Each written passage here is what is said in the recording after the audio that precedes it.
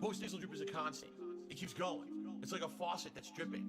I can't turn it off. I can't make it stop. Then I'm like, damn, my post-nasal drip is going. My sinuses are inflamed. My throat is gunked up. What is going on here? Damn. Snort, snort, snort. Kogan. Drip, snort, snort. I got the drip going. Snort, snort, snort. Kogan. Drip, snort, snort. I got the drip going. Damn, I got the drip go. I got the tips go. Damn, I got the drip go. I got the tips go. Clear your throat. Please tip me. Damn. Clear your throat. Blow your nose. Damn. Damn. Snort. Snort. Snort. Kogan. Drip. Snort. Snort. I got the drip go. Snort. Snort. Snort. Kogan. Drip. Snort. Snort. I got the drip go. I got the drip go. I got the drip go. I got the drip go. I got the drip go. I got the drip go. I got the drip go. I got the drip go. It's like a faucet that's dripping. Can't make it stop. So what do you want me to do? Have a mute button that every second I'm tapping the mute button just in case I'm gonna have to clear? Like, this is what I mean, these dumb kids. This is what it is. It's dumb kids.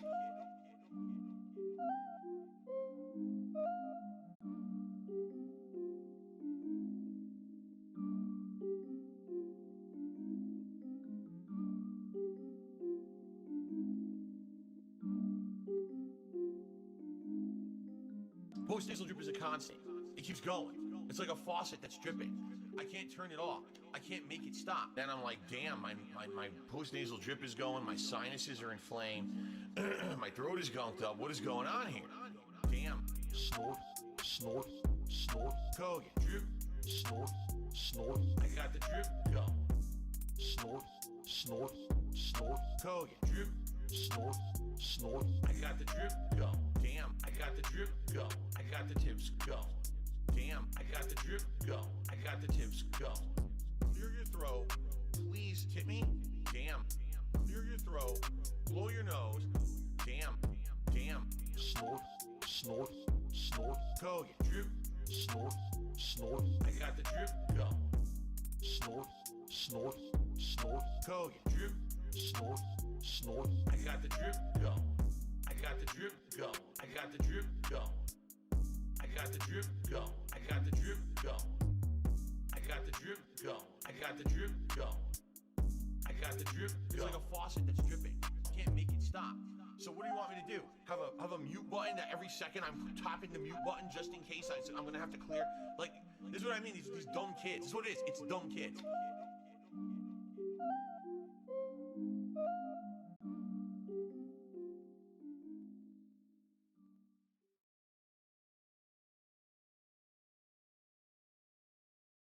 And quite frankly, those people who make that shit up should be sued. They should be sued into oblivion. But I'm not a rich man, and I don't have the means to do it. You know, some of that stuff out there has been insanely damaging and messed up, the things they said about me and my family. That's completely false, and they have absolutely no factual corroboration for any of it. Look at Mom. Who? I'm a dunce. I'm a dunce. Yes, that's true. He's a pedophile. He's a racist. He's a sexist. Yes, that's true. I smell. I'm a dunce. Offensive, egregious cross-dresser. Yes, that's true. Gifted a body that has a lot of shortcomings, okay? Bad back injury, a severely herniated gout. You oozing with grit, post-nasal gout. Gout is a disease that makes you act like an ass. He's a racist, he's a sexist, he's a scammer, he's this, he's that. Yes, that's true. I'm a dunce. I'm a dunce. Yes, that's true. He's a pedophile. He's a racist. He's a sexist. Yes, that's true. I smell. I'm a dunce. Stupid mouth drooler. Offensive. Egregious cross-dresser. Yes, that's true. I'm a dunce. I'm a dunce. Yes, that's true. He's a pedophile. He's a racist. He's a sexist. Yes, that's true. I smell. I'm a dunce. Offensive. Egregious cross-dresser. Yes, that's true. It was like Phil's an embezzler, and Phil invests his money in terrorism, and Phil's a drug dealer. So I'm having a dream that basically people are saying every heinous kind of thing they could possibly say about me, but because of who I am, people believe it. And quite frankly, those people who make that shit up should be sued. They should be sued into oblivion. But I'm not a rich man, and I don't have the means to do it. You know, some of that stuff out there has been insanely damaging and messed up, the things they said about me and my family. That's completely false, and they have absolutely no factual corroboration for any of it. Look at Bob. Who? I'm a dunce. I'm a dunce. Yes, that's true. He's a pedophile. He's a racist. He's a sexist. Yes, that's true. I smell. I'm a dunce. Offensive. Egregious crossdresser. Yes, that's true. Gifted a body that has a lot of shortcomings, okay? Bad back injury, a severely herniated gout, goo, oozing with grit, postnasal gout. Gout is a disease that makes you act like an ass.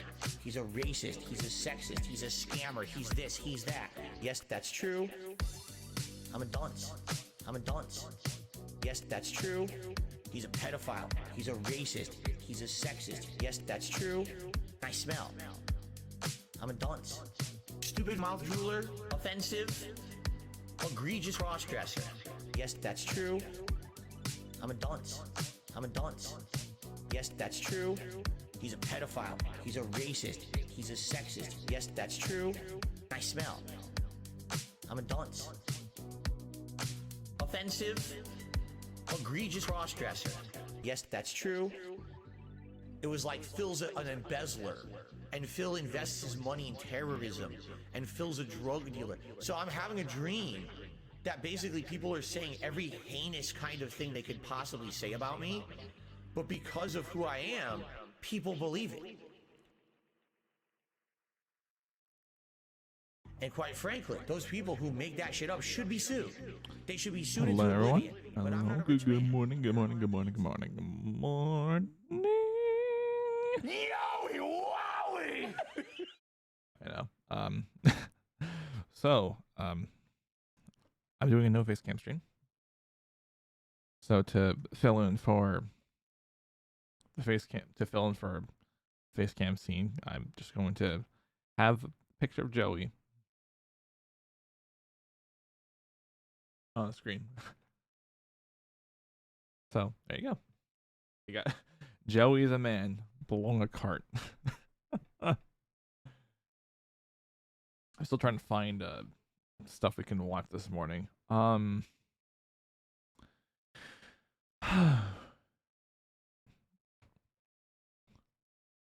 moly.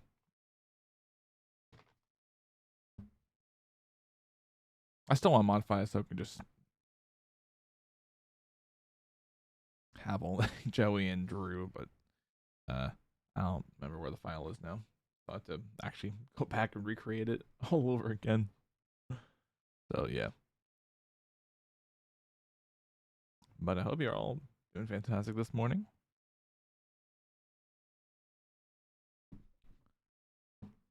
Yes, that's true.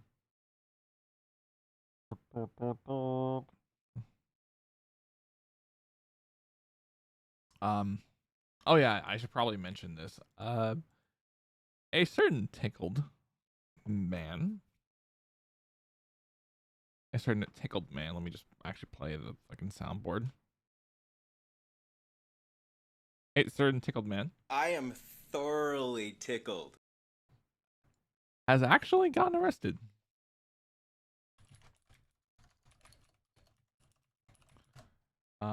I can't confirm or deny this completely, but I will get the tweet up in question of that.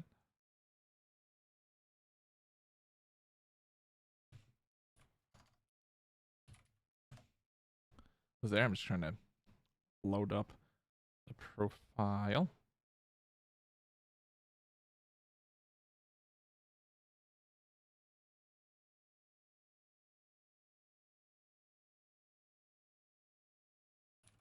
I'll just go to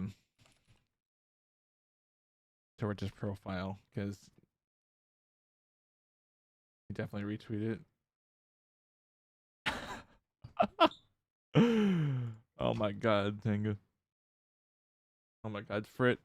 Okay, I have to play his laugh because that where's the fucking laugh? Check under laugh tracks. Nope.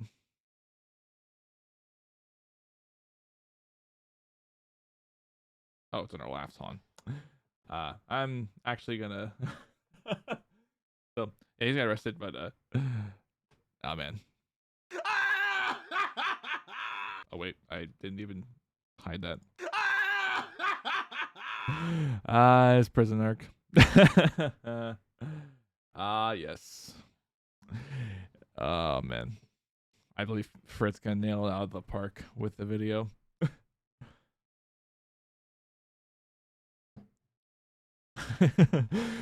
Oh man. Alright, I'm actually trying to go now and find the tweet. So much shit on this feed. I'm just trying to find when he actually retweeted the quote tweet the pig.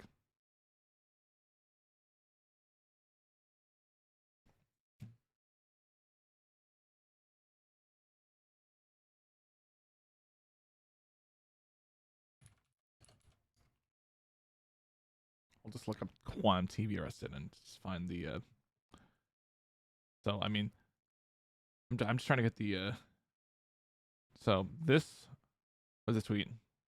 I can actually I guess I'll keep it there.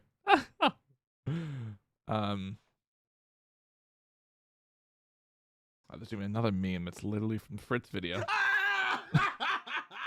But anyway, zooming in so we can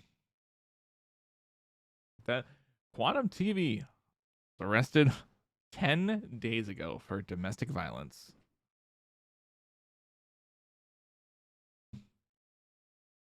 Ah, man, he is thoroughly tickled in prison. I am thoroughly tickled. I think he was released, from what I heard. I'm not completely confident on. I think I'm just gonna take it right now as just a rumor about him being released. But yeah, Quantum was arrested. We'll say that.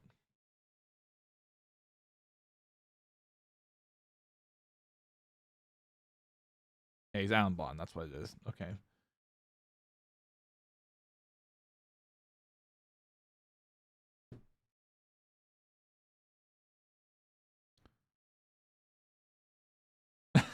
The freaking Rip Bozo video. I love that vid.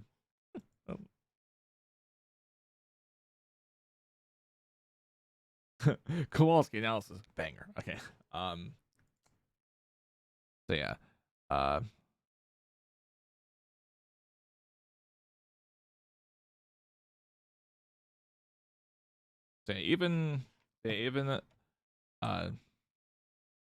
Even Keemstar reported about it as well. There you go. All right. Yeah, something interesting I wanted to pull up. I wanted to make sure I remembered it.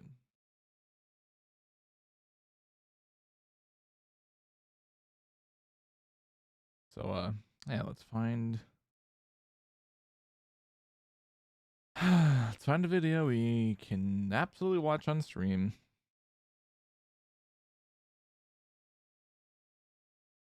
Oh, I think I already watched keep Jordan Fringe on the oh yeah, we can watch the Holes video. That came out almost a week ago now. Like holy crap. All right, I'll keep that in a tab. Let's try to find unders that we can easily watch.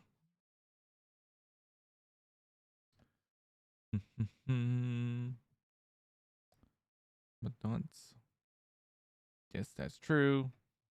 I'm sorry, I can't get that thing out of that song of that.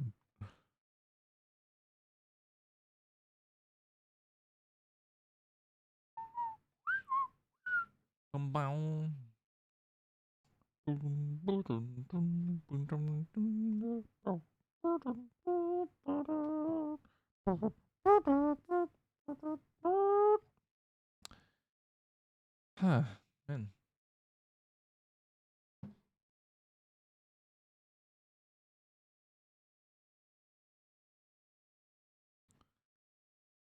I know about so I didn't report it on yesterday when I started the stream.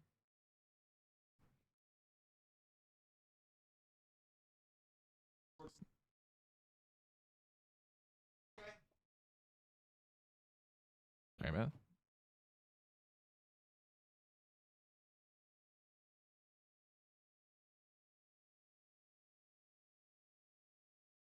I had to close the door. It's slightly open. I didn't report on this, but I do know that Markiplier is making a movie based on the Iron Lung indie game, which I really did not know about until yesterday. So I'm spending time just like trying to know about it, and like it's not like the most. It's not the most amazing experience you'll get, but it definitely is something interesting. At least on my initial analysis, it it's if you're a person that is so obsessed with having perfect graphics, it's just not the game for you. It's not meant to be something of graphical demand. But anyway, Markiplier made a trailer. He released a trailer for the film adaptation he is working on. If I can get to trending here, I can find it there. If it's not trending, then I have to actually look.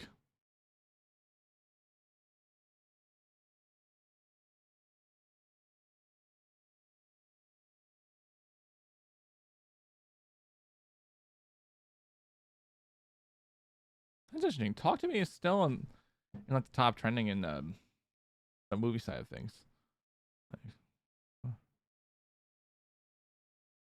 Like the top 10. Phew. Cool beans. Was it listed under gaming? I don't think it was listed under gaming. Huh. I'll just go to Mark's channel for that. It might have been off trending already.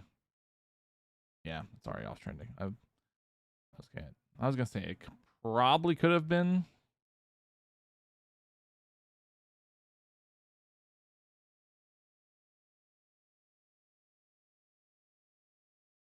Yeah, real quick before I get into it.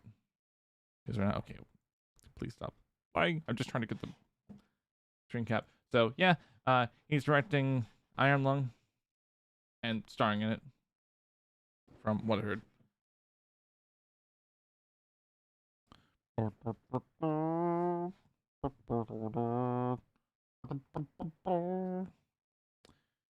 yeah, cool beans. Oh man.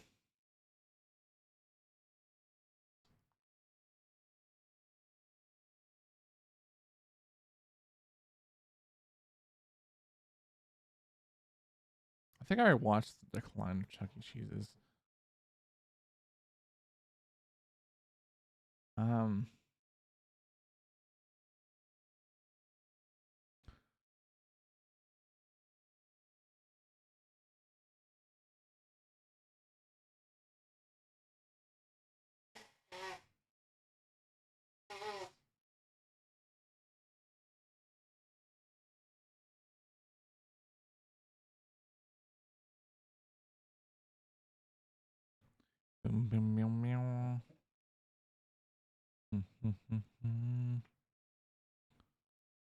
You have to swallow.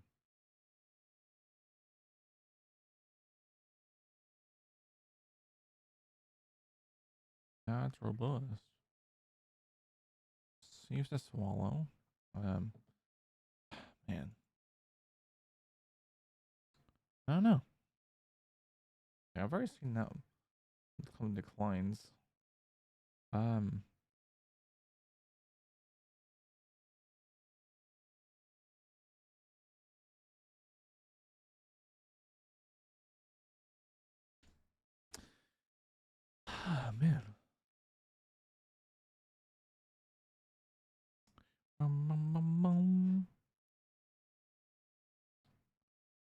Mm.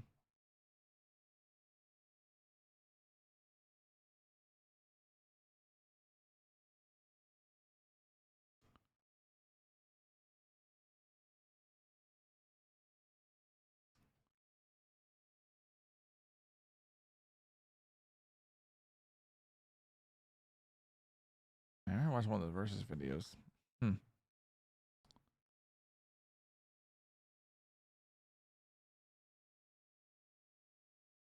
Yeah, we'll do quick roads. Why not? All right.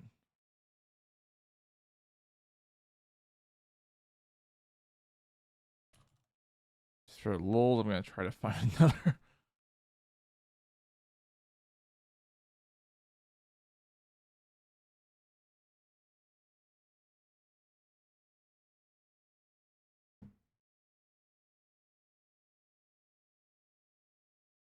Boom, bam, bow, bow.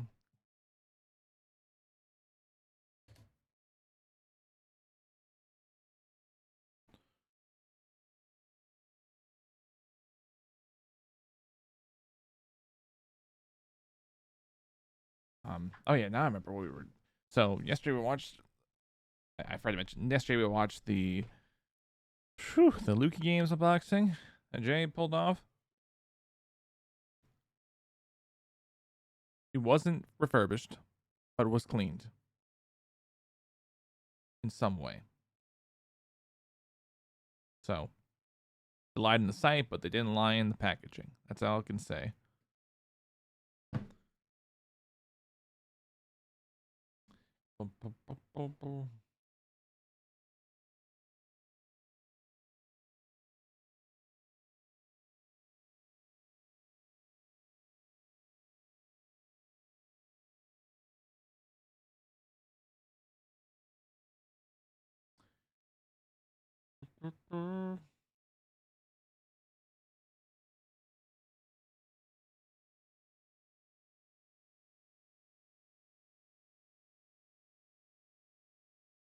Okay.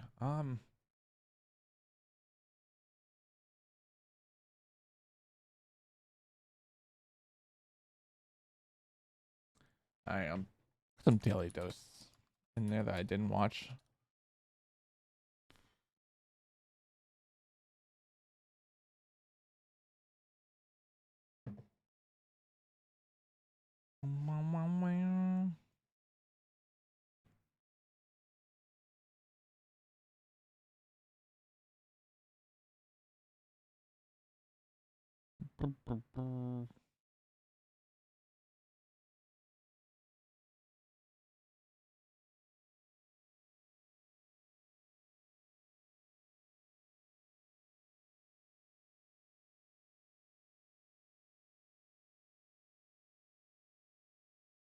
Alright, I'll just keep another regular YouTube tab open.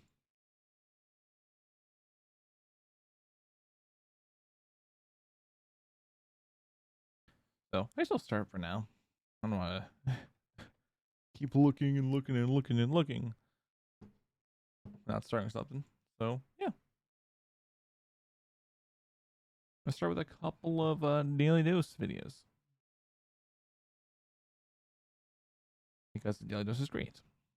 Alright. Let's begin. Hello everyone, this is your Daily Dose of Internet.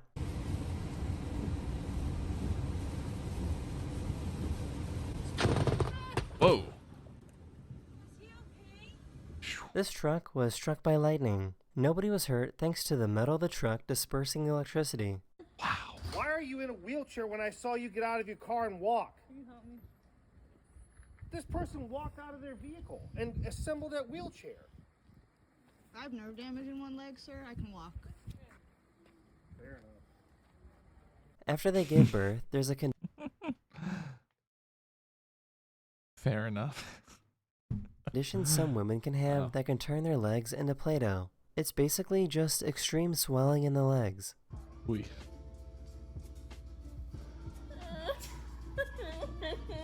This is a professional. Please do not attempt.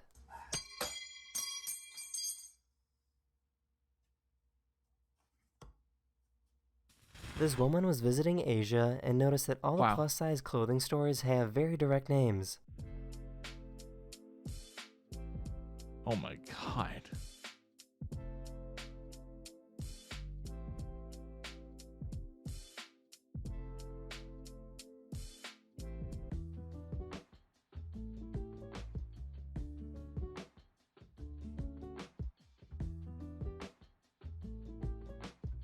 A lady finger? I just can't tell. It took a while for this horse to realize that he actually wasn't wearing a harness.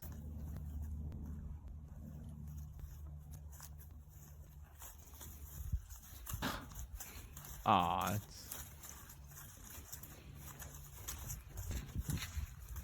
that's so funny. But wait. This guy that looks exactly like Ed Sheeran loves to go to Ed Sheeran concerts. I'm nervous. We're literally outside it. Oh my god.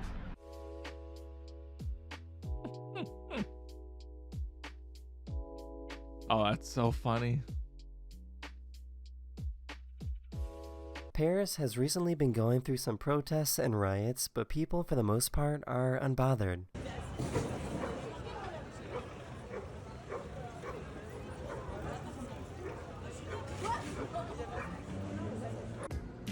As long as get the fire under control, that's all it is.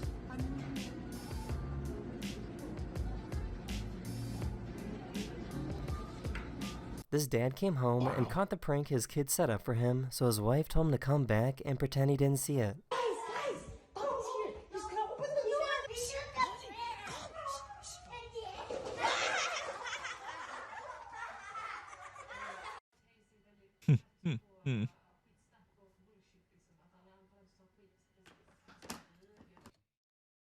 Cat didn't want to be bothered.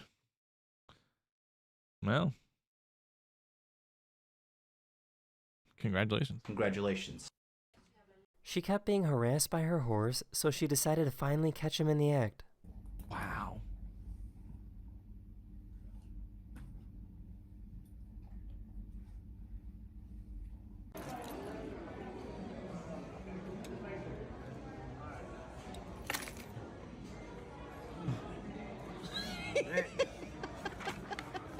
That's cool. That is the end of this video. We hope you enjoyed, and I'll see you guys again very, very soon. Later. Whew. So many things to talk about. That's like that's pretty funny. There's like the dad noticing the prank is just like, okay, I didn't fall. Like, I guess the kid. I think the kid set this up. Does like just gonna pretend. He's like, I'm gonna pretend that I didn't notice this, and wait, no. I'm gonna walk out the door. I'm gonna walk back from the door. I'm pretending I didn't know this and just walk in and fall into the trap.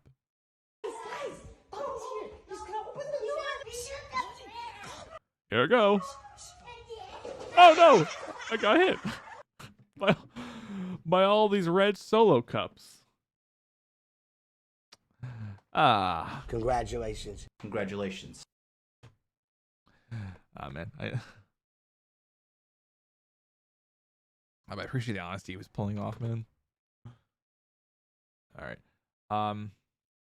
I still think it's wild that there's just a guy who looks like almost exactly like Ed Sheeran, an Ed Sheeran concert, and everyone's thinking, "Oh my God, it's Ed right in person."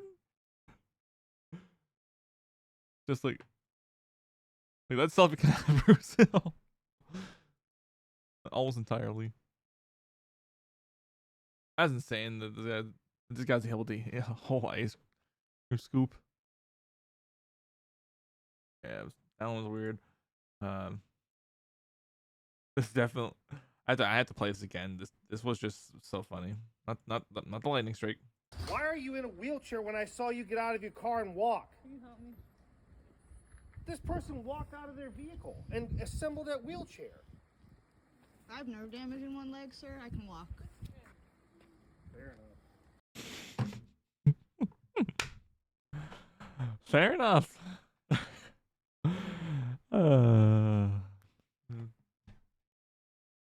Like, okay, now not my problem anymore. And just like that horse really thought they were still hooked on to the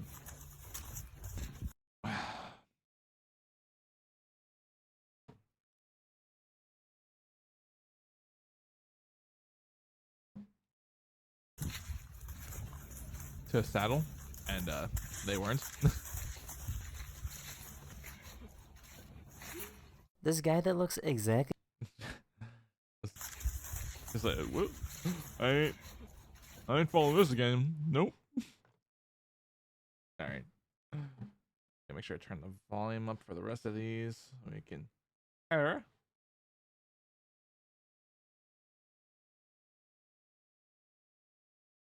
Anyway. Next video. Hello everyone, this is your daily dose of internet. This police officer wanted these people to pull over, but they were in a self-driving taxi. Let us move! We're not driving! He's trying to... Sir, there's no one there. It's a self-driving taxi. How can you screw up a self-driving taxi? You blew it. Oh, that's... Oh, man. He doesn't know. Protesting, thank you. What are we protesting? We're protesting everything. We're angry and we're not going to take it anymore. Yeah, fuck those skyscrapers. Those skyscrapers are absolutely dog shit.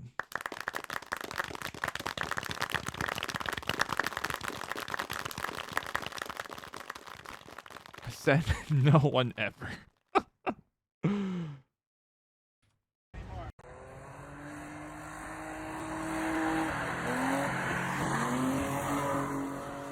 Wow, this is really NASCAR. Someone dropped their phone in the otter enclosure, and the otter thought it was a clam and tried to break it open.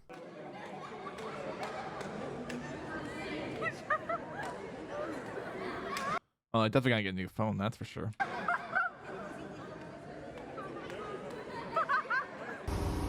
I hope they had a backup on their phone, because that would be really upsetting if they didn't.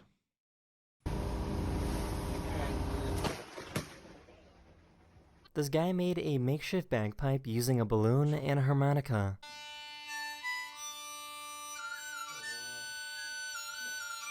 Does sound like a bagpipe.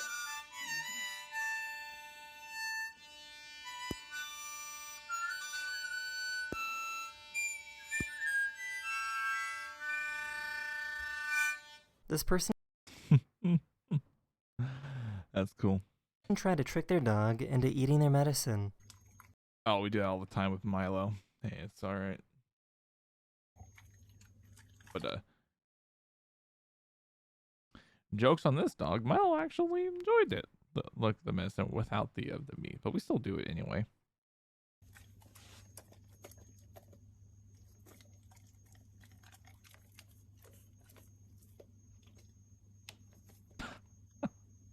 Like, no.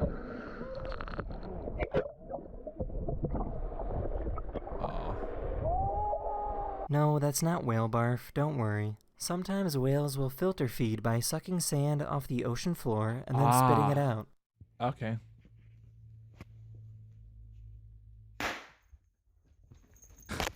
Virtual reality construction workers are now a thing. Caterpillar made their construction equipment controllable from anywhere in the world, so these vehicles could all be controlled by someone thousands of miles away.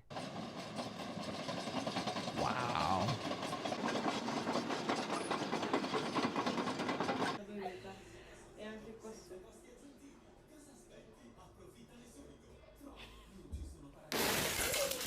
This has to be the happiest and most Wow. I like. I'm going relaxed back. chicken I've ever seen. Look, let's put that in slow-mo. That thing was instantly fragile. Okay, like all it did was just shut. I'm going 0.25 now. Going as gentle as possible and whoop. Like that thing has to be like a fine china cover or something, or like some piece of marble that was like over 200 years. This has to be the happiest and most relaxed chicken I've ever seen. Yeah.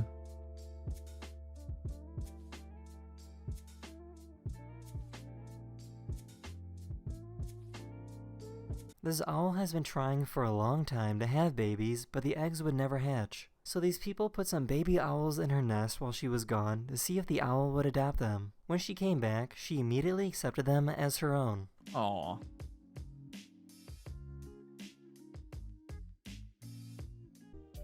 That's cute.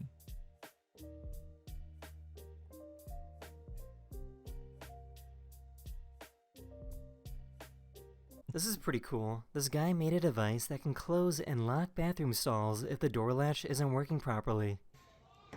Wow.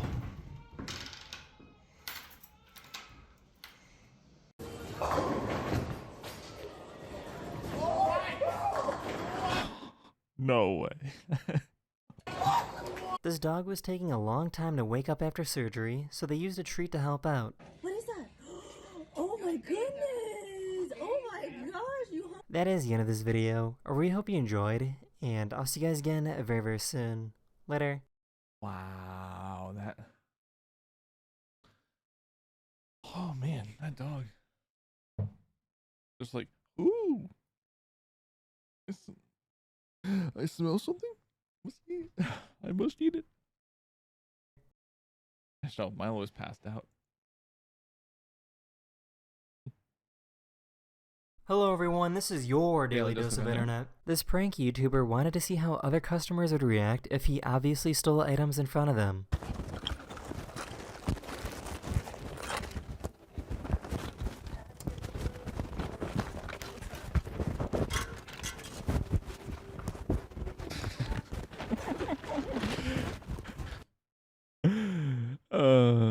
So like I don't give it like I condemn any like form of like robbery or whatnot, but like if you are just pranking for just the sake of just being funny and absolutely returning everything, then I'm okay with that.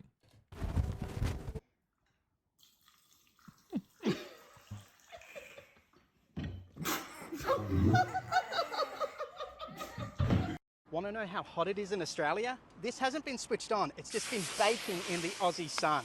Just goes to show. It's all metal. It's all metal. It's all metal. This guy was out skiing when he stumbled upon a snowboarder that was upside down, buried deep under snow. Hold on, I'm coming.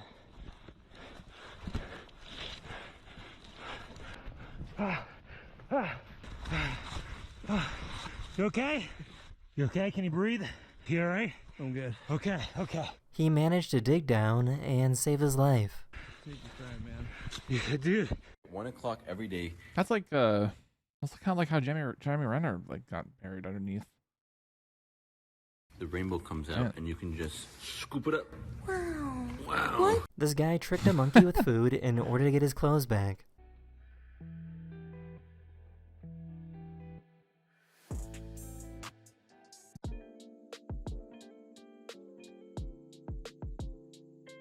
Oh, good crap. A group of scientists created these little devices made of wood. They're basically wooden screws that are carrying seeds. When it rains, the screw starts digging in the ground to make it easier for the seed to start growing.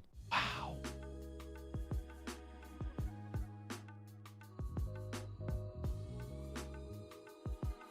That's amazing.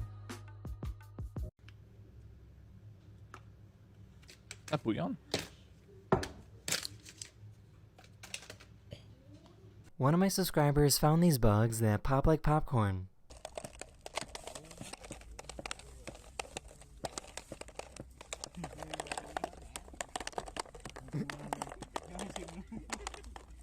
I taught my bird how to give me kisses, and now he leans in whenever I ask. Give me a kiss. Thank you, baby. Oh.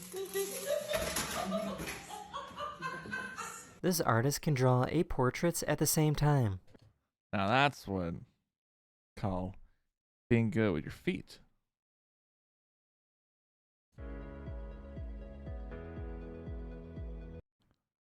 Okay, they did Elvis? They did. I'm trying to think. Is that one guy from Smosh? I don't know. Or is that Prince? I'm not sure. Lastly, Elvis, Marilyn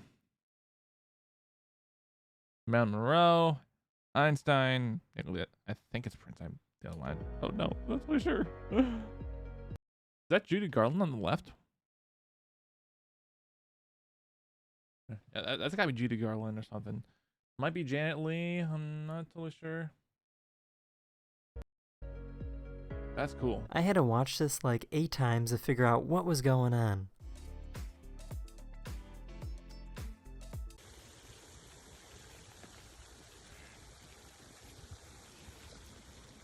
What are those? No. Oh! This plane is He's like, ducks! I see ducks! I must go after ducks.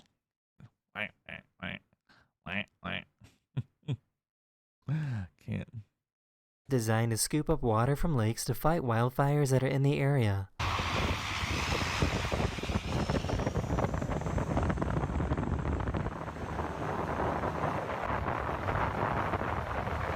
This dog was jealous that this man was kissing his pregnant partner's belly.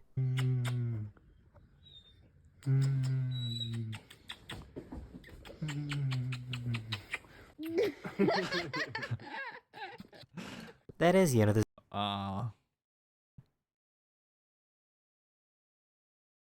video. We hope you enjoyed, and I will see you guys again very, very soon. Later. Ooh. What me? What a band to end off the daily dose. It's pretty cool beans. Ah, man.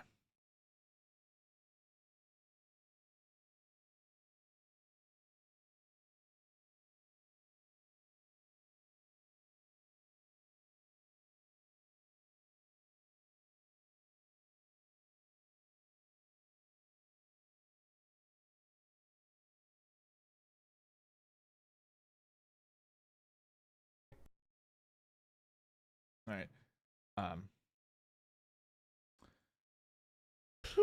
We got the Jordan Fringe video.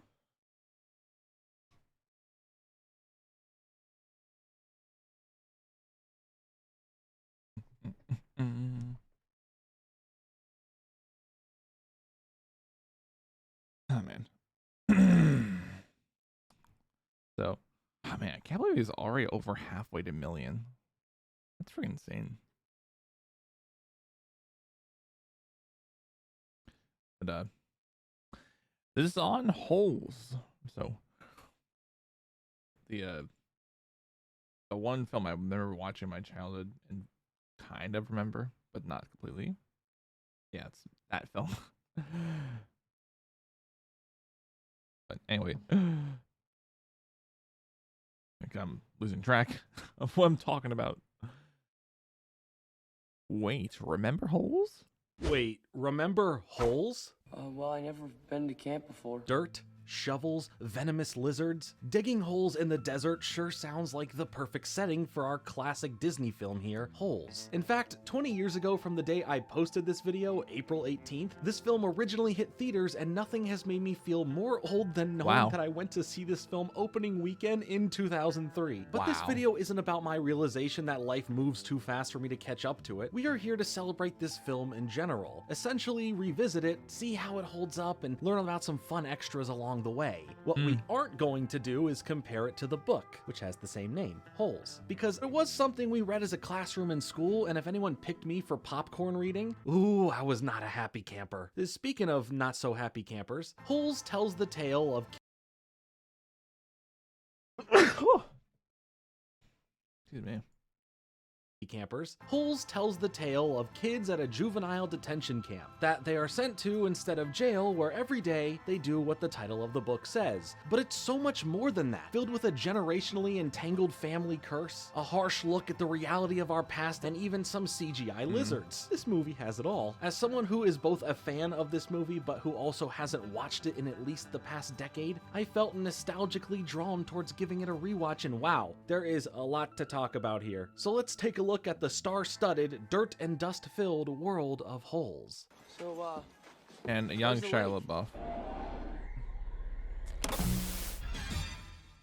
Couple things to note right off the bat. First, this was the early 2000s, and there was one TV kid actor that was starting his rise, and that's Shia LaBeouf. This was his biggest movie role away from TV yet, putting him center stage coming right off the incredible television run of both the entirety of Even Stevens and his heartbreaking performance for the TV movie for Disney, True Confessions. If you haven't seen that movie, please watch it. Disney wasn't done with Shia just yet, and with Holes, well, Disney knew how to bring their Disney Channel audience to the theaters. So right away, some pretty great casting for your main lead, at least for the main lead of the kids in the film, as they also have heavily marketed the adults that would appear in the film, I guess in a way to sell it more to parents coming to see the movie. Because trust me, there weren't any 9-year-olds clamoring to see John Voight in the role of Mr. Sir. You think that's funny? But in saying that now as an adult and a film enthusiast, yeah, this cast is pretty stacked here. Sigourney Weaver, John Voight, Patricia Arquette, Tim Blake Nelson, Henry Winkler, Eartha Kitt, the list just goes on. The director of the film, Andrew Davis, was pretty much known for more action-based movies, so when it came to agreeing to direct Holes, it was something that he felt could offer a more creative venture, that he knew he was capable of doing. He even got the author of the book, Louis Sacker, to jump aboard and worked closely with him to adapt the book into a screenplay, and how it should all be paced. So then it was time to shoot this sucker, and to make things more fun, this film would shoot for 10 weeks in the summer of 2002 in California, with a lot of it being outside in temperatures exceeding 120 degrees Fahrenheit. Things were going to get sweaty, but one of the 120 degrees. I mean, I was expecting that because it's, you know, the summer in freaking the West Coast where it's hot. But wow.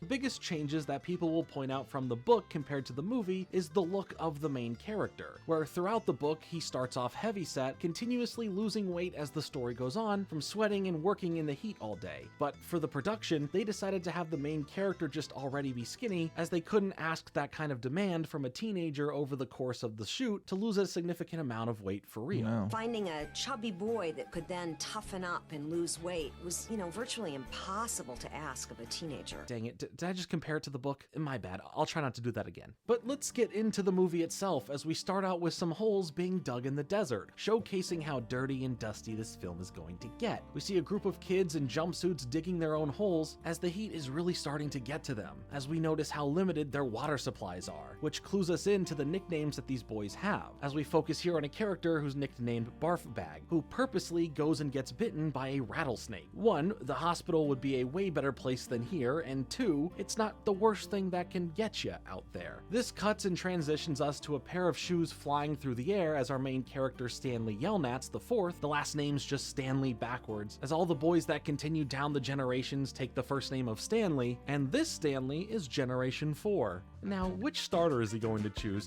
My bet is on Piplup. A water Pokemon may come in handy in just a bit. These flying shoes end up landing right on him, and we hear narration about there being some sort of Yelnats family curse, specifically about being at the wrong place at the wrong time. So naturally, on his way running back home after being gifted from the heavens these shoes, he gets stopped by the police as they assume he's the one that stole these shoes, which we would find out shortly why these shoes would warrant a very aggressive response coming up. At his place with his mother, father, and grandfather, we see a messy household, with his father trying to come up with the perfect remedy for getting rid of foot odor. So there looks like there's a reason to at least have so many random pairs of shoes in the apartment, but the men in the family family are very superstitious of the Yelnats curse, and young Stanley heads to court over this whole incident and is sentenced to 18 months at Camp Green Lake, a juvenile correctional detention camp facility. I don't know if there's any other words I can add to emphasize what it is at this point. That is located in the middle of the desert instead of him being sentenced to the Slammer. So now Stanley heads towards the camp in a Texas youth bus as we see what seems like a tiny town, with everyone in orange jumpsuits and nothing but holes around the camp for miles. Condemned to the desert. Dig here.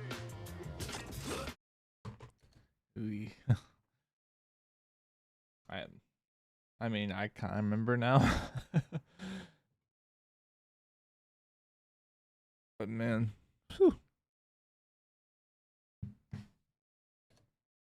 Monday at 8, 7 Central. Upon Stanley's arrival at Camp Green Lake, he notices that there's actually no lake at all, and he meets the warden, or who at first we think is the warden. He's more of the right hand to the warden, who has all of the power when the warden's not around. He's a tough, no-nonsense person who makes it very clear how serious this place is, and just how awful it's going to be for Stanley, noting that there are no fences around the perimeter, no guard towers keeping watch, just miles and miles of desert with various deadly animals and insects, with no water source for quite some ways out. You'd be eaten by vultures before you'd even make it that far. But at least he's not in jail, I guess. Boys, the rules are simple. You are to dig one hole each day that is 5 feet deep and 5 feet in diameter, no more, no less. But we are clued into a few things about the deadly creatures out there. Whereas we already know about the rattlesnakes being a problem, but those guys aren't the scariest critters out there. We are warned about the yellow-spotted lizards, which have a nearly instant effect of causing death after biting you. And they can also be pretty aggressive. We will touch more on this later when it's important, but foreshadowing sure is fun. We also meet the next person under this not warden guy, whose name was Mr. Sir, by the way. So here's the camp counselor, Dr. Pendansky, who comes off pretty nice right away when we first get introduced to him, being the softest one of the adults yet, but still having this nasty side to him as we get introduced to the other campers, specifically D-Tent, where Stanley will be taking over the spot that Barfbag had, as the doctor dishes out a dose of being an annoying adult that picks on kids for them not being so smart, aiming most of his jokes at a silent kid named Zero.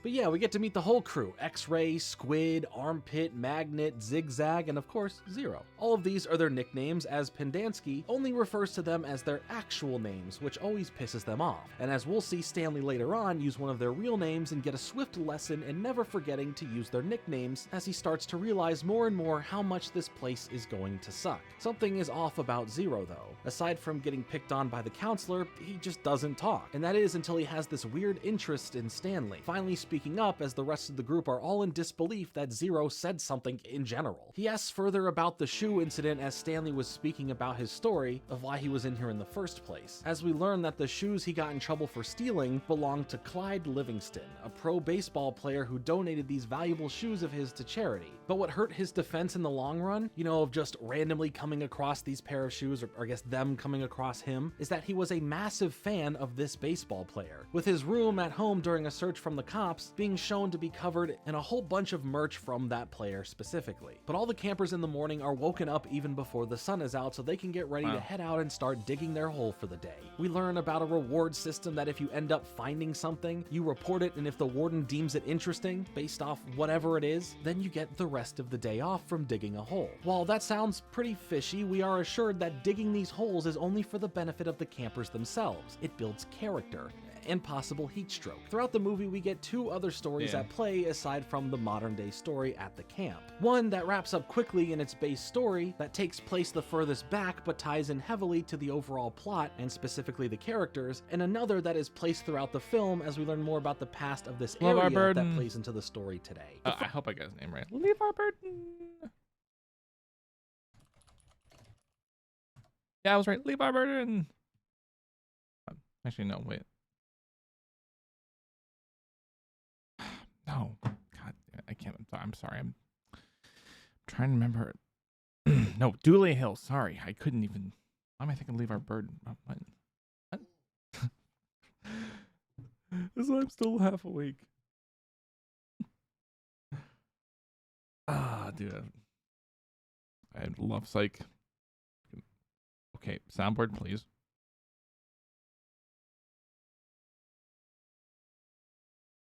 Oh no, it's really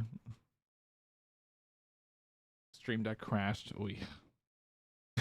I'm trying to play the suck it sound. Suck it. There we go. Him and James Rodain, psych. Match. Is placed throughout the film as we learn more about the past of this area that plays into the story today. The first backstory we get heads back the furthest, where we hear the tale of Stanley Yelnats IV's no good, dirty, rotten, pig-stealing great-great-grandfather. I think I'm gonna like.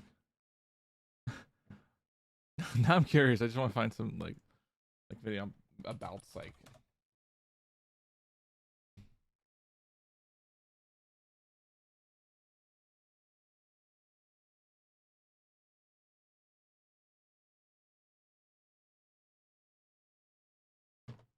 I can still watch.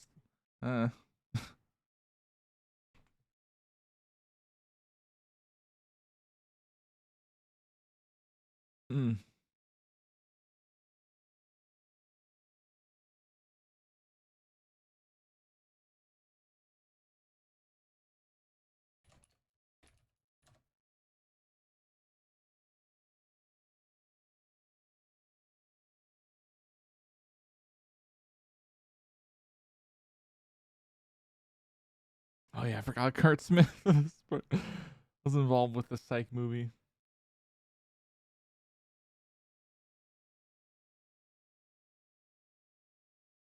I'm sorry, I'm trying. I'm getting off topic with this.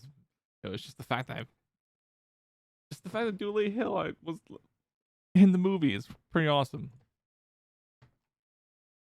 Hand of a fair maiden, he must win the acceptance of the girl's father, who is courting off his daughter, against Azamat from Borat. Well, I guess this movie was 3 years before Borat, semantics, who has offered the father a really big pig, which the father is into that gift over this guy's who's just wanting to offer his heart. So he turns to a fortune teller named Madame Zeroni that offers him a pig that he must carry up a mountain to a water source to help nurture it into a pig large enough to beat out this other man. But before he leaves, the deal only works one way. You can have the pig, but notes that if he doesn't come back for her to bring her up the mountain, then him and his whole family will be cursed from there on out. So of course he takes the pig and begins doing what he can to raise it into a large pig. And after some time has passed when the pigs are presented to the father, the pigs weigh the same. So the father leaves the decision to his daughter, and to Yelnat's surprise, she has to think about it, even though he already assumed that he's the surefire choice that she wanted all along. Before she even makes her decision, he bows out over all of this, tells them to keep the pig and catches a boat ride that will bring him to America. But there was one thing that he forgot to do, as Madame Zeroni causes the curse to set in, as the lineage of Stanley Yelnats would begin starting with this guy's firstborn son, which plays into the lore of the other flashbacks we'll see throughout the film, where we hear all about Kissin' Kate Barlow, an outlaw that ran with a dangerous group to rob from banks and stagecoaches as she leaves her victims with a lipstick-covered smooch on their head. Stanley Yelnats I ties in initially to the story through being robbed by Kate, but not killed by her. She only stole what he had on board, like this chest. But from here, we will tie back into this story as we move along. Back at the dig site, we see how fast Zero is at digging holes, as the others also finish not too long after, but Stanley is still finishing up his as the sun leaves the sky for the day, being the last person back to camp being surprised by Mr. Sir, who holds a gun directly at him. But after this shock, it was actually aimed at a yellow-spotted lizard right behind him. A very CGI yellow-spotted lizard, and Mr. Sir eviscerated it off the face of the earth. And its face, off of its face. I don't even want to show you this part, where we get a close-up of the gruesome aftermath of this little fella. Now, let's finally chat about this thing, the yellow-spotted lizard. Well, here in the film, these Texas-based lizards, well, they aren't real. And for shooting this movie, they worked with real lizards that they brought in that had a certain look to them, but were not yellow-spotted, nor were they a threat. And they ended up mostly having them in the film as CGI or random set dressing, so it is what it is. But yellow-spotted lizards are technically real, except they look like this, and they are more so found in Central and South America than North America. But they are venomous, so that part at least still checks out. There's a little fun animal fact for you today. But Wow. now the days start coming and they won't stop coming, and more holes are dug, with the narration backdrop of Stanley writing to his mother about his experience here, as he lies about it all, mentioning how it feels like a regular summer camp, and it's fun more so than a prison. But this was all in the effort of making his parents, specifically his mom, not worry about him. He doesn't want to cause more stress, as the family is dealing with a lot currently, as we'll see. He then gets picked on for even writing letters to his parents, as the other campers have been conditioned to feel like they are unloved and unthought of from their own personal experiences and what this environment at the camp breeds. Later on, when digging, Stanley finds a fossil of some fish that are pretty cool, but not cool enough to excite the warden, so he doesn't get the rest of the day off, which kind of starts setting up some red flags about what findings even qualify as something of interest. But hey, at least we have proof that this barren desert was once a lake, and possibly a green one. We start getting a taste of the flashbacks where we meet Sam, an onion farmer who brings his goods to the town from his boat, the Mary Lou, across the Green Lake, and he also has a donkey of the same name. His goods are what he has made with his onions, claiming them to be the cure for everything, and can aid in fending off those pesky yellow-spotted lizards. He sells the elixirs and mixtures to those in town who hear him out, but another reason he enjoys this town so much is Catherine, who runs the schoolhouse, teaching kids and adults alike. When we cut back to the holes, X-Ray comments to Stanley that the next time he finds something, he should give it to him instead, as in a vague threat that it wouldn't be fair for him, who just got there to have a day off, when he hasn't ever had one for the long length that he's been there for. Things continue to not be so great for Stanley, as later he accidentally gets in a confrontation with this other guy, but the rest of his cabin crew back him up to calm this other guy down, as we see that Zero, again for some weird reason, was looking out for Stanley, having a pool ball clenched in his hand and ready to fight, but it was de-escalated, so no worries at all. Stanley also earns the nickname Caveman,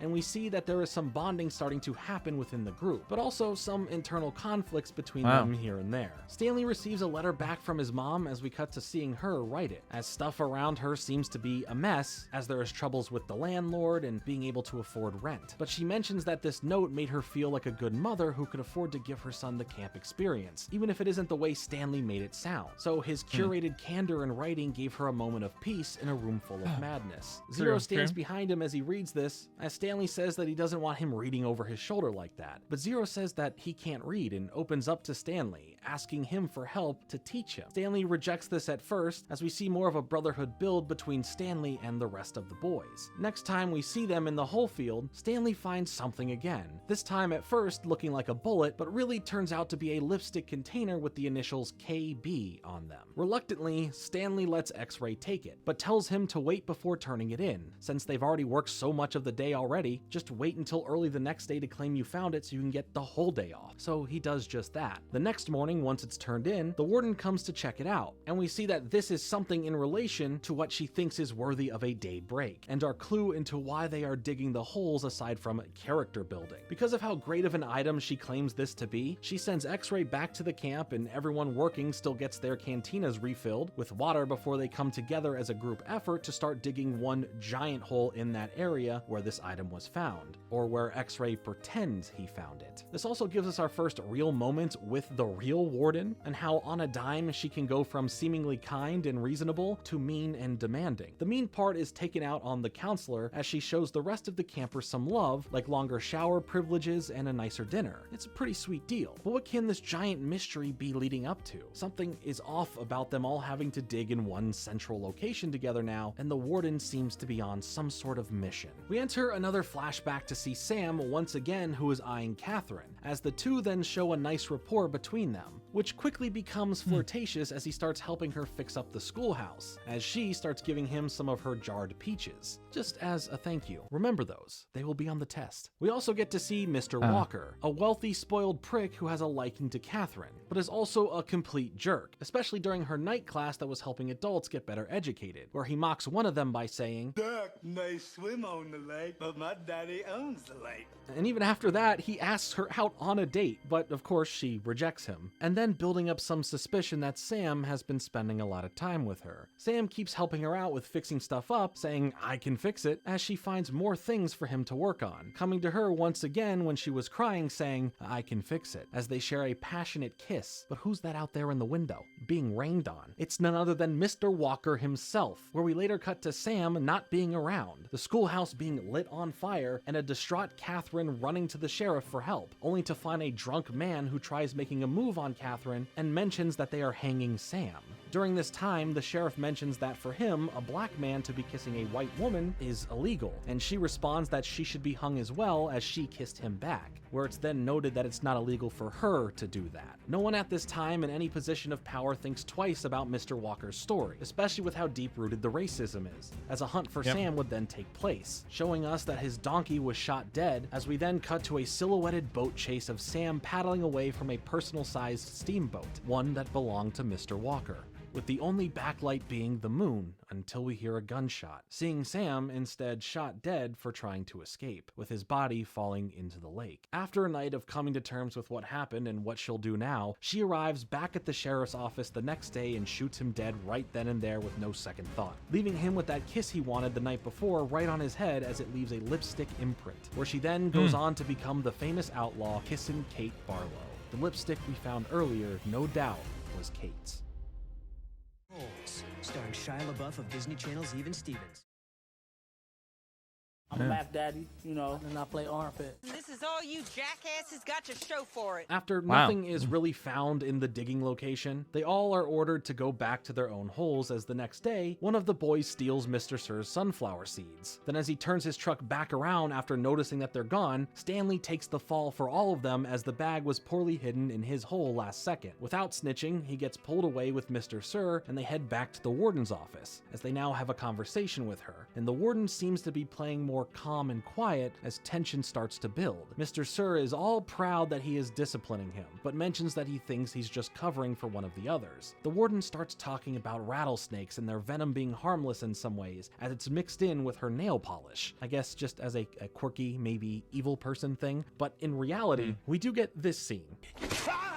Yeah, she claws him with the venom nails for wasting her time with this, as maybe the detention factor of this place is just a giant cover-up, and cover-up is what Mr. Sir will surely be needing. I mean, just look at his face after this. It's disgusting. Stanley gets sent back to the holes where everyone is surprised that he didn't snitch about the sunflower seeds, but also sees that Zero has dug his hole for him in the meantime, something he's fast at and is stated earlier in the film that he likes to do. He tells Stanley that he knows he didn't steal the shoes all along, but doesn't go into it further just yet. Zero wants to dig every hole for Stanley in return for Stanley spending extra time helping him learn how to read. And now we start to really meet the person behind Zero named Hector Zeroni.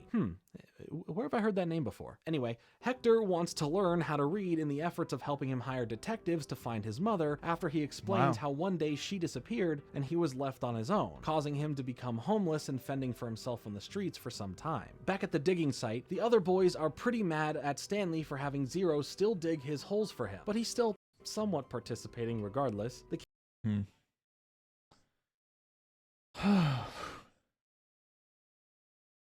That's a long bit. I know it's a long video because I like Jordan for this be pretty long, but hey, I'm enjoying it.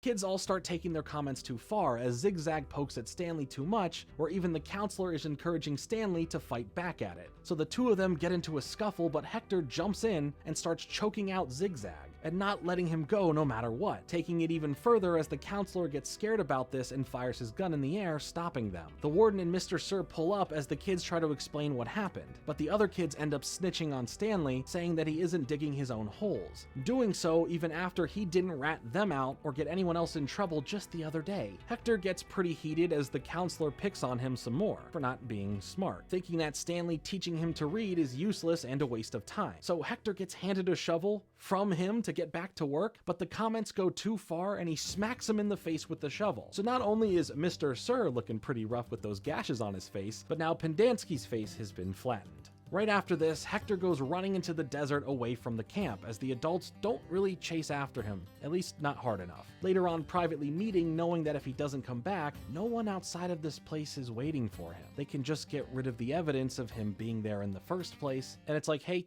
Hector who? Stanley walks in on them just at the right time as he lets them know he hears how terrible of people that they are. The boys ponder on what might happen to Zero out there as they offer each other different thoughts of what could happen as we see a clip of Hector sometime during the day collapsing in the desert. We also cut back to learning about God's Thumb, a place of refuge in the desert that tales tell of only being able to survive out there by finding it and climbing up this rock structure. A place that Stanley Yelnats I apparently survived after being stranded by Kate thanks to being robbed by her. In the meantime, another new kid gets brought to the camp who gets nicknamed Twitch because, well, he twitches. Should have seen me behind the wheel of that Mustang convertible.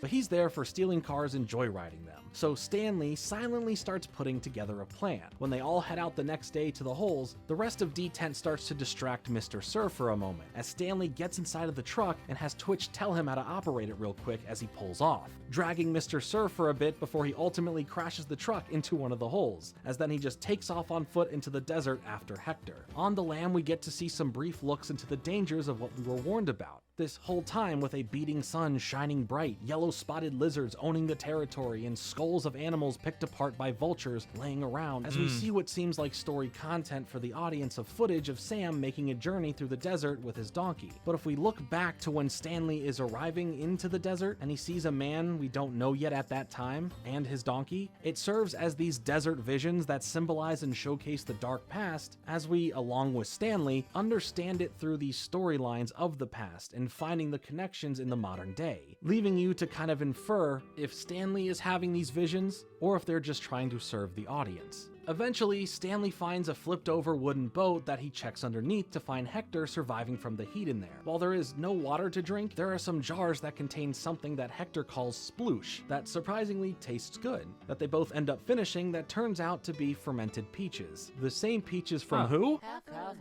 Correct, Catherine, from back in the day when she gave them to Sam. See, I told you they would be on the test and you passed with flying colors. When they get out from under the boat, seeing that it was called the Mary Lou, they notice a rock structure like no other in the distance, God's Thumb. So they make their way to it while everyone back at camp champions Caveman as brave and really awesome for stealing the truck and heading out after Zero. But the climb up the mountain for God's Thumb isn't easy. First, when Hector was helping Stanley up with a shovel, it resulted in slicing both of his palms open, as well as Hector nearly fainting and falling off the mountain at one point and Stanley saving him. He decides then to carry Hector the rest of the way up God's Thumb as we hear audio from Madame Zeroni, who started the whole curse, reciting the promise to come back and bring her up the mountain for the water to strengthen up. Yes, if you couldn't tell from earlier, the Zeroni bloodline meets with the Yelnats once again as they mirror fulfilling that promise. My only complaint with this scene is that they really go out of their way to make it obvious what is happening. Rather than playing the scene without the audio to leave the viewer a chance to understand and take it all in, it would have felt more impactful this way rather than to layer in the obvious audio that explains this. And yes, at the top of the mountain, God's Thumb houses its own water source for them to drink from, quickly bringing Hector back to better health, as they also discover Sam's onion farm, nestled in its own sanctuary, as when they eat it, they instantly start feeling better. Remember, those onions have the power to cure anything. We see some symbolism referring to the curse being lifted, and the promise in a way of the Yelnats helping a Zeroni being completed. We immediately see this as when we cut back to the Yelnats' apartment, Stanley III finally figures out the perfect mixture to make his foot odor spray work, being the blend of none other than peaches and onions. How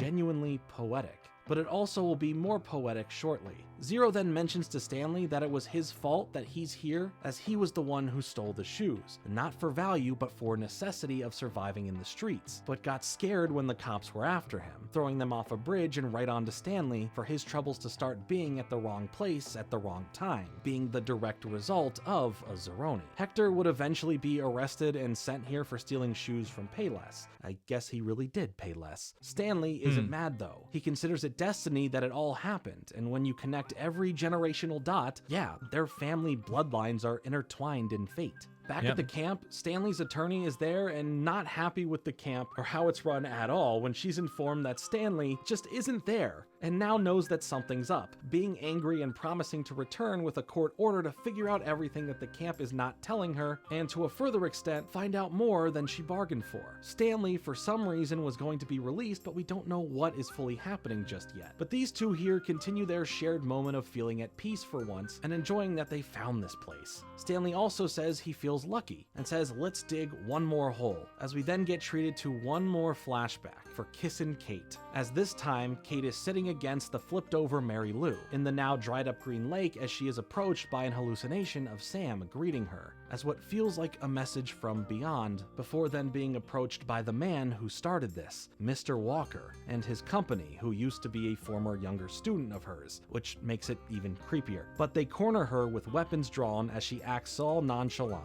not giving up the details of where she even buried all of the riches she's acquired over her outlaw spree, choosing to die with these secrets as her life feels at its end, grabbing a yellow-spotted lizard that crawled out from under the boat and taking a direct bite from it as she fades from our plane of existence, dying in the same spot Sam did. Stanley has this idea of the kiss, meaning it marks the spot, so the lipstick in that case, representing the kiss, with him knowing now where to look, which was the original hole he dug and marked with a rock, which was where they didn't look during the group dig from before. And eventually, when looking, they end up hitting something that turns out to be a locked chest that they pull out, while at the same time the warden, Mr. Sir, and the counselor appear, but before they take it from the boys, a group of yellow-spotted lizards crawl out all over them, as well as the chest, in a stalemate of nothing happening for now as they just sit around. This whole thing is happening. It's just been amazing. One of the joys of making the movie to me was working with Louis Sacker. They aren't biting or attacking the boys because of the onion being this safe repellent for them to give the yellow-spotted lizards no interest. But the adults can't do anything about this right now. They tell Stanley that he was supposed to be set free, his attorney came by and they cleared him of the crime, but since he wasn't there, he wasn't released. The warden gives us a flashback of her own, where it shows that her grandpa was so obsessed with digging holes in this area and finding Kissin' Kate's treasure. I'm tired of this, Grandpa. That's too damn bad. Well, excuse me. And the reason he's so obsessed, well, it was none other than Mr. Walker himself, making the warden his grandpa. And not a ban.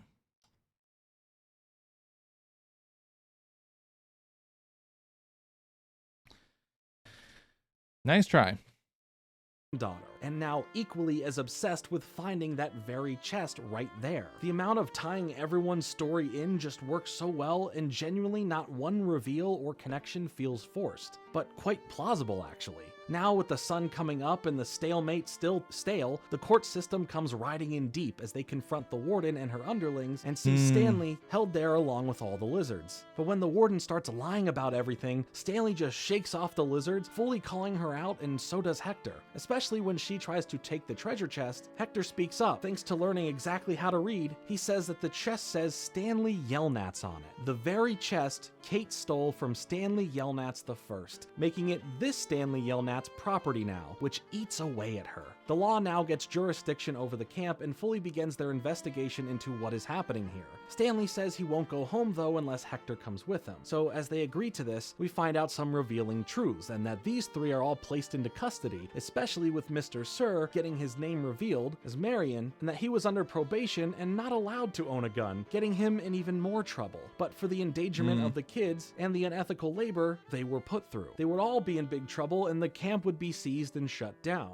with all of the campers being let go and set up with their own real counselors. But before we leave the camp, a miracle happened. It finally rained for the first time in forever and started drenching the dry land once more, as the most satisfying thing also happened, when the warden pleads one last time just to see what's in the chest, to fulfill her knowledge of just knowing it's real or not. Stanley denies her of that, leaving her treasure-hunting madness brain to rot in a cell somewhere. Now back at Stanley's apartment, free of being in that camp along with Hector there, they all together open the chest, and shoot, it's actually filled with crazy amounts of loot with treasures beyond their imagination that would be worth millions, as Stanley makes sure that whatever it equals out to, Hector is entitled to half of it, which they all agree to, of course. Pushing forward a little bit, we see a bus station where Hector did end up figuring things out to get the best investigators he could to find his mother as she arrives there, explaining that she's been lost from him just as as much as he's been lost from her. In the end, we all see that the Yelnats and the Zeronis are now intertwined once again as neighbor and neighbor, living a better life with nicer houses that take care of their families and accommodate gatherings of friends coming over. All the kids from D-Tent come over for this get-together, trading in sweating in the desert to playing in the pool instead. Clyde Livingston has made amends with both Stanley and Hector, and is even working with the families as he becomes the spokesperson for the foot odor spray Stanley Yelnats III would bring to the market, all coming together with the name Sploosh, bringing that combinations of peaches and onions representing Kate and Sam, with the name that Hector Zeroni came up with for the product invented by a Yelnats. It all connects them and represents them. It saves the Yelnats family from their financial issues post-curse, beyond just the treasure chest, and it builds Hector a legacy for him and his family,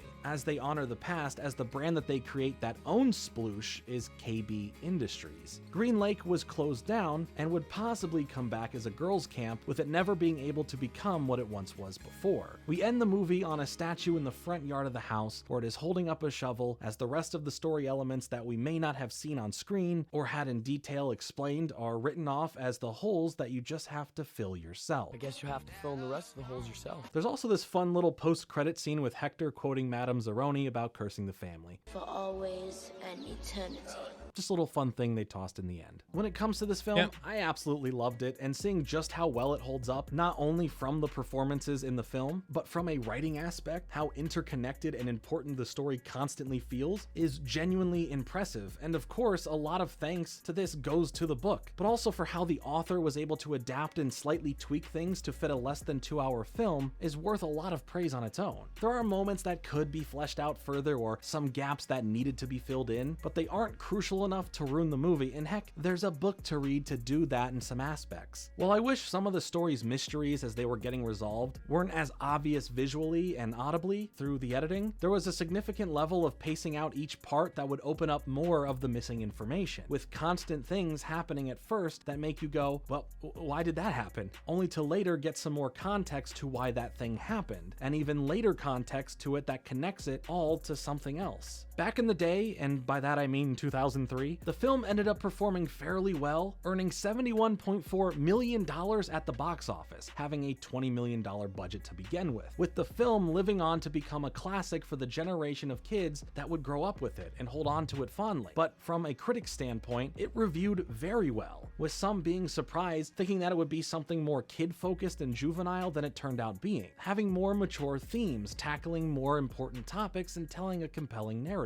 But this film was almost something else. Before Andrew Davis would get on board to direct this movie, another director was initially going to adapt the book into a film, but Disney got more than they bargained for, as they were working with Richard Kelly, who at the time was writing and working on this film that would come out in 2001 called Donnie Darko, which would become its own cult classic. The problem with that is that the script that he would end up writing in 1999 for Holes became something so drastically different from what the Holes book was, both in tone, age demographic, and even the setting, putting the film into this post-apocalyptic era, sometime after some war, where the characters in the movie are speaking in philosophical tongue, mixing in extremely vulgar moments with visceral violence, leaving the only true similarities to the book are that the holes, well, they will be dug. The full script can be easily found online now, as Richard Kelly himself even tweeted it out back in 2016, so I implore you to deep dive the script if you have any interest in seeing the what could have been if Disney didn't take Richard off the project, because oh boy, it sure is not the same movie we have here. Since the film, Shia LaBeouf has stated many years later that he doesn't think the film is bad, but he's not too proud of it, saying he thinks it's just okay. Cleo Thomas, who played Hector, is in the mixture of the current entertainment medium and Hollywood, still acting in some projects, but also being a musician and a YouTuber, complete with a whole online personality and brand, integrated in spaces like the gaming side of things. All of the D-Tent boys worked together in writing and performing the song Dig It for the movie, which was used heavily for the marketing, especially on Disney Channel. And hey, shout out to the crew that had to dig somewhere around 400 real holes for this film. I hope you were all well compensated. It all just seemed like such a great effort putting this whole production together, having Lewis being involved to bring in the creator of the story, made it feel that much more authentic to what he originally wrote. It surely wasn't the easiest shoot, with long summer days filming in the heat, with Cleo even getting a heat rash at one point, and for Shia, he was double busy filming for this and the final season of Even Stevens. It just turned into a labor of love, with legacy actors wanting to actively be a part of this story. Kid actors who put in great performances, and a director proving that he's not just an action filmmaker. While Cleo has noted that he'd love to be in a whole sequel movie where it focuses on the way the characters have used their riches over the years, because, well, who wouldn't want to get work? There technically is a sequel to Holes, the book, kind of. It's more of a companion piece written by Lewis as well that brings you a survival guide to Camp Green Lake. Speaking of survival guides, I have a big Ned's Declassified School Survival Guide video coming soon. But as far as Holes, oh, nice. Okay, I'll be watching that. Ooh.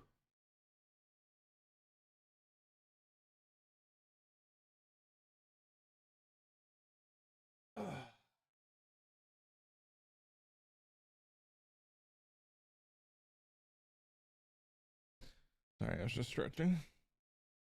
I'd love to know your personal thoughts on the film. Do you think it holds up today? Is it one of your favorites? Tell me all of that in the comments below. Thanks. Alright, last video of the stream.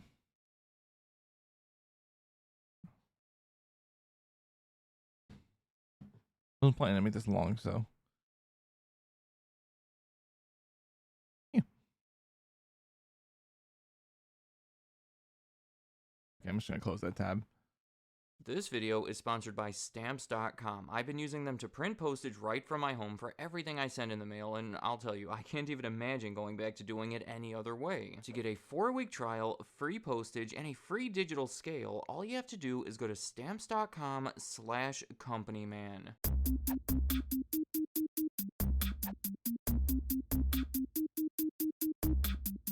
Quaker Oats. Is it safe to say that most of us associate them with oats and oatmeal? I mean, it's in the name. You may be surprised to learn that in the 1990s, they used to be a Fortune 500 company with sales of over $5 billion a year, most of it coming from things other than oatmeal. In December of 2000, after over 100 years of operating as their own company, it was announced that Quaker Oats was going to be acquired by Pepsi in a stock deal worth $13 billion.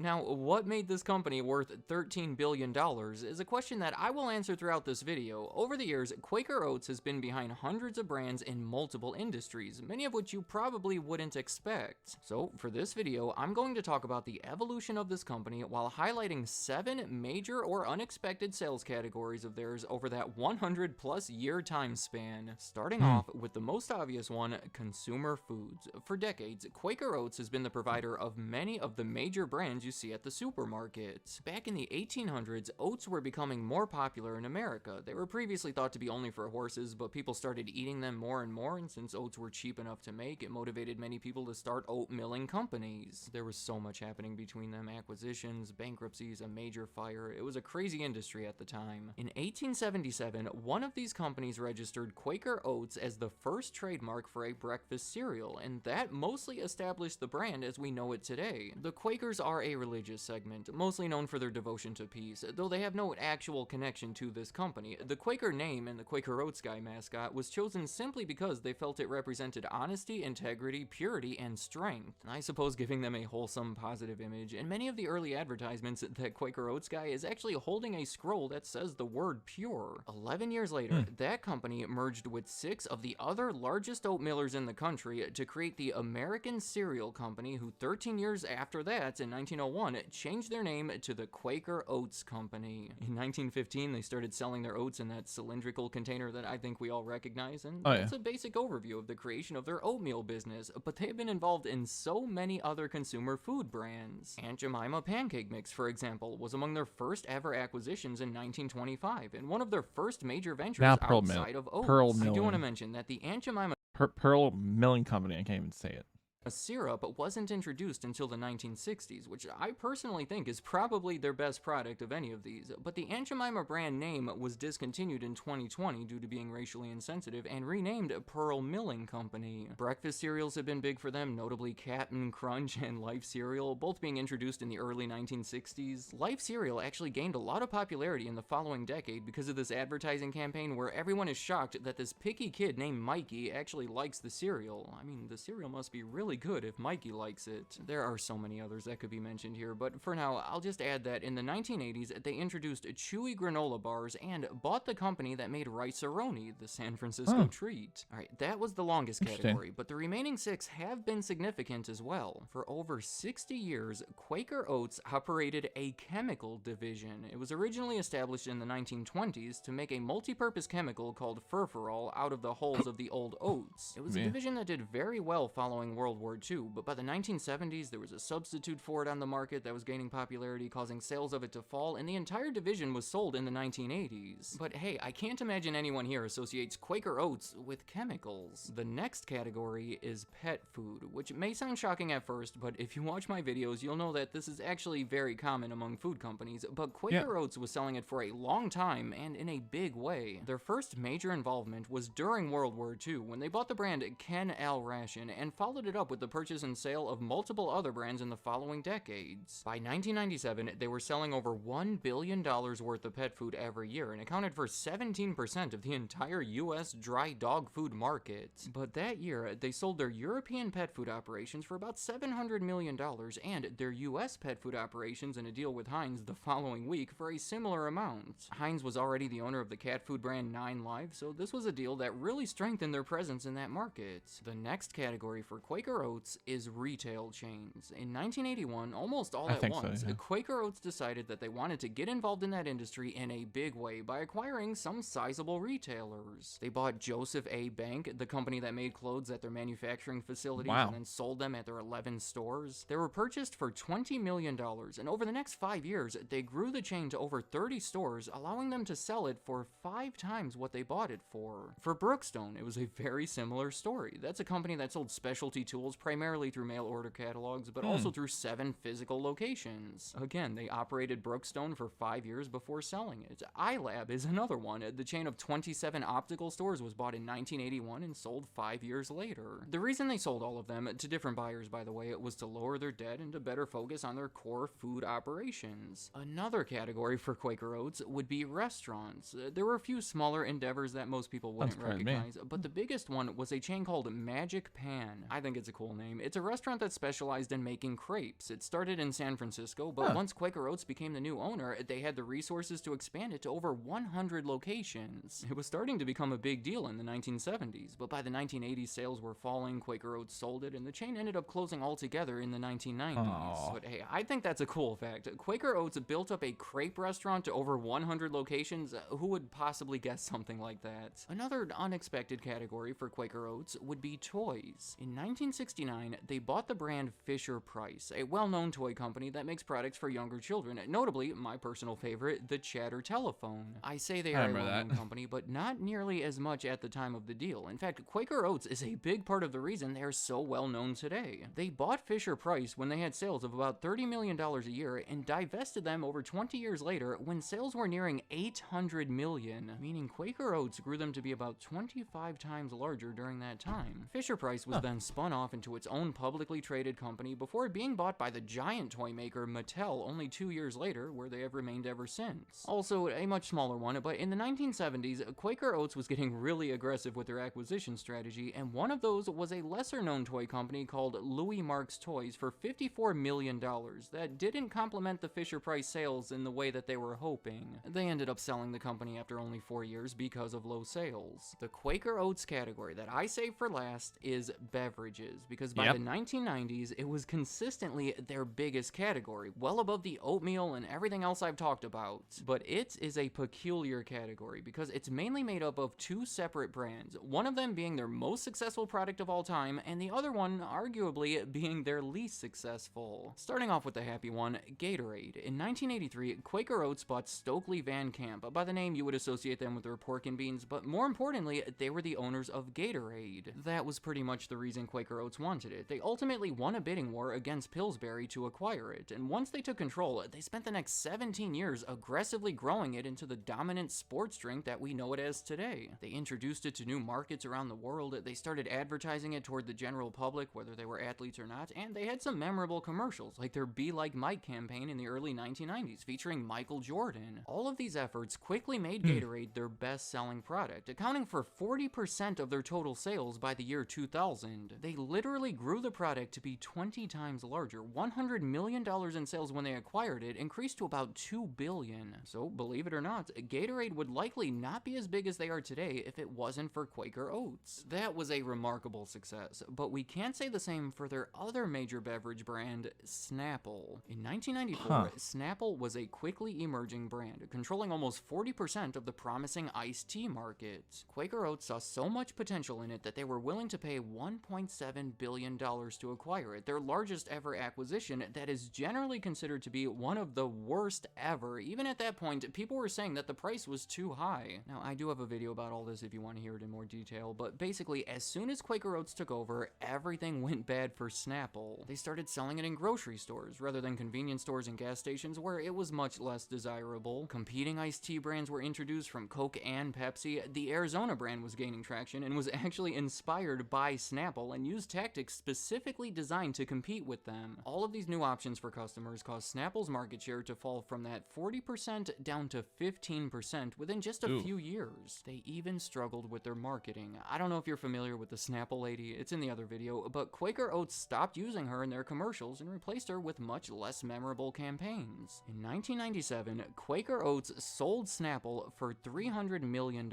meaning they lost $1.4 billion on the deal over the course of only 3 years. Clearly, their experience with Snapple was not quite as successful as the one they had with Gatorade. So there you have it. I hope I've proven that anyone who thinks Quaker Oats just sells oats is greatly overlooking this company. They spent over a century as their own company that got involved in so many more areas that you probably wouldn't expect. To finish things up, Quaker Oats was worth $13 billion to PepsiCo because of all the successful brands that they still possessed, mainly Gatorade. The non-carbonated beverage category was thought to be the fastest growing segment in the industry, so the major soft drink brands like Coke and Pepsi were aggressive in trying to control that market. Pepsi already owned multiple brands in the category, like Lipton and Tropicana. All the existing ones amounted to 18% of the market, while Coca-Cola was beating them at 21%. But with the acquisition of Quaker Oats and the Gatorade brand that came along with it, Pepsi pulled way ahead with a 33% share. Let me know in the comments, what do you think about Quaker Oats? I imagine you probably knew they were associated with some of the products I talked about here, but I can't imagine you knew about all of them. So which ones were you most surprised to hear about?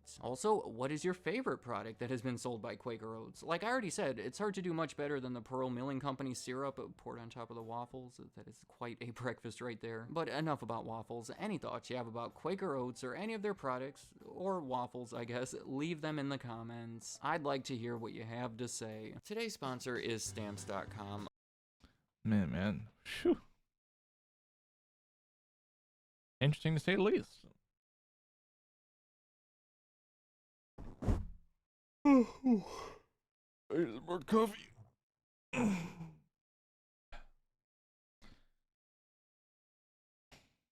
Like I said, I wasn't planning on making this a long stream.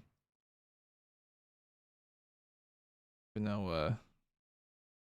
no, I said like the limit till like 1 o'clock.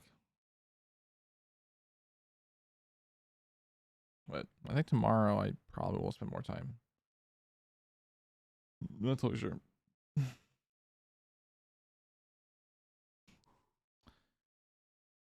Oh, I've been saying I'm gonna get more coffee.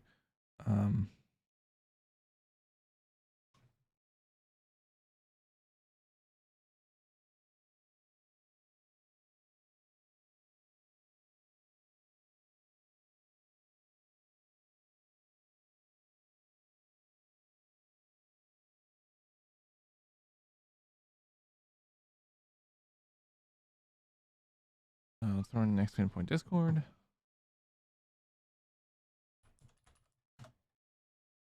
Just want to join and keep up to date with the stream schedule and whatnot. And of course, Extra Point Socials and the secondary YouTube where I do my streams over there. Yeah. Sorry, I'm sounding low. Sorry, I'm just putting a low voice in right now. I'm still waking up, so yeah. But, I'll see you tomorrow. Bye, everyone.